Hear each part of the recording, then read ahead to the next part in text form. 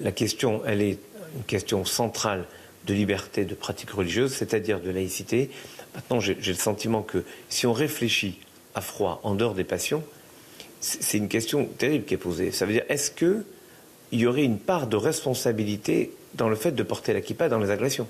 Est-ce qu'on se rend compte que c'est à peu près du même niveau que de dire une jeune fille qui a été violée, bon, finalement, elle est un peu coupable, puisqu'elle a probablement, je sais pas moi, une jupe pas assez longue, etc. Donc on rentre dans un débat qui devient scabreux, dangereux. Donc, la seule ligne qui est la nôtre, et encore une fois, je tiens à dire qu'il n'y a pas de débat interne. Oui, on peut se dire qu'il faut faire attention ou pas attention. On n'a jamais eu de volonté ostentatoire. La kippa est discrète. Je ne sais même pas si là, avec la caméra, vous voyez ma kippa sur ma tête. Alors, je peux la remettre que vous la voyez mieux, mais je ne sais pas si... Elle n'a pas vocation à être visible. Je n'ai pas un gyrophare sur ma kippa. Donc la kippa a au contraire vocation à être beaucoup plus discrète.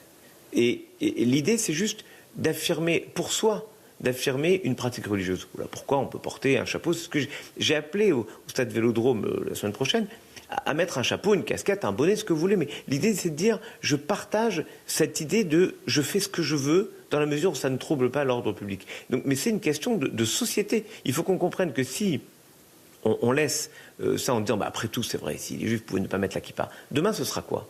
Il faudra se couper la barbe. Demain, il ne faudra plus porter une croix dans la rue. Demain, il ne faudra plus porter un signe distinctif. Comment on fera quand on va marcher le samedi pour aller à la synagogue? Il faudra arrêter de marcher parce que les gens qui marchent le samedi à la synagogue sont probablement des juifs. Il faudra faire quoi? Donc à ce moment-là, on n'est plus dans l'espace qui s'appelle la France, dans l'espace public qui s'appelle la France.